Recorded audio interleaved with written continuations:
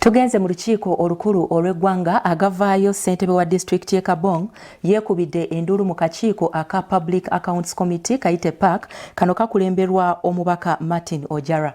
Abategeezezza nti tebalina kifo we batuuliza nkiiko so ng'ate gye buvuddeko ssentebe wa LC5 yaweebwa ensimbi ezisoba mu bukadde 3 okuzimba ekifo kino naye tewali kyali kikoleddwa. Ssentebe w'akakiiko ka PAC awaliriziddwa okuyita ssentebe wa LC5 okuva mu disitulikiti Kabong alabikeko mu maaso gaabwe sabbiiti ejja annyonnyole ensimbi ezo yazisaasaanya atya.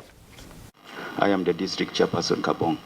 Thank you. Ssentebe district ye Kabong Mary Agino yeekubidde endulu mu kakiiko ka Parliament kalondoola entambuza y'ensimbi mu bitongole bya gavumenti aka Public Accounts Committee nga district ye mu kaseera kano batakyalina kifo batuuliza nkuŋŋaana era nga kino kirisa emirimu nga gizza emabega. Ono n'atuuse n'okunenya gwe yaddira mbigire oluvannyuma n'okukwata obukadde obwasoba 235 n'abukwasa kampuni enzimbi ya Jack Uganda Limited kyokka ne gye buli eno ng'eno yalina okuzimba ekizimbe kino nga teri mulimu nagumu guliwo. Merino bino abitegeeza akakiiko ka Parliament akadde kakulembera omubaka Martin Ojara era nga wano wasinzidde n'alagira omubalirizo ono kubanga alabikako olunaku olwokubiri. Now if the council chambers were supposed to house the council itself but also the technical offices in one unit. Right now we are operating in different areas, also renting, and as I speak even my own DEC members, the district executive committee members, do not have offices.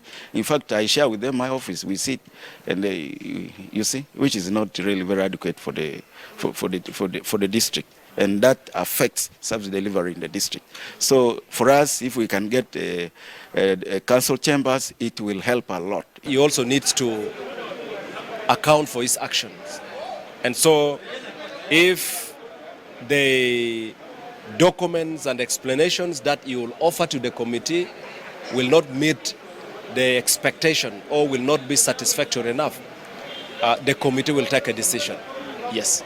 Kino kireetedde mapinduzi era okuva mu mbeera ng'agamba nti ebizibu nga bino bigenze maaso n'okweyoleka mu disitulikiti ag'enjawulo abantu ogenda maaso n'okukozesa yafisi obubi ennyo era ng'ebiseera ebimu n'ensimbi ziddayo nga tezirina kye zikoze. Mu ngeri y'emu y'omubaka w'ekibuga kya Hoima Patrick Singoma agamba nti disitulikiti eno erimu emivyo mingi guno gubadde mundi gwakubiri nga basinkana era ng'ensimbi zigenda maaso n'okubulankana mu ngeri eyo kyagayo kirina okuba nga kinoonyezebwako. Nga ono kaawo tumwetaaga alina okujja atunyonnyole lwaki kiki kyamuwaliriza okufulumya ssente ye nga kaawa ate nga omuntu amanyi amateeka naddala amateeka agakwatagana n'ebyokusaasaanya ssente agamanyi bulungi ate n'okusaasaanya emiliyoni obukadde 365 nga tewali wadde certificate emu bwete ekuweereddwa nti awali akalimu kakoleddwa. A proper decision will be taken on how that money can be recovered, on how we can hold accountable the people who defrauded government. Contractor yena balina okumuwako a certain percentage, so kaawo bw'aba ya going ahead n'asasula 100% kyokka paka kati n'ate oyo yaweebwa 100% nga tanaba kutuukirizaako wadde koota communicating engeri emirimu gye gikolebwa mu gavumenti naye ng'akakiiko katukole ogwaffe ebisigadde tubikwase bannannyini byo.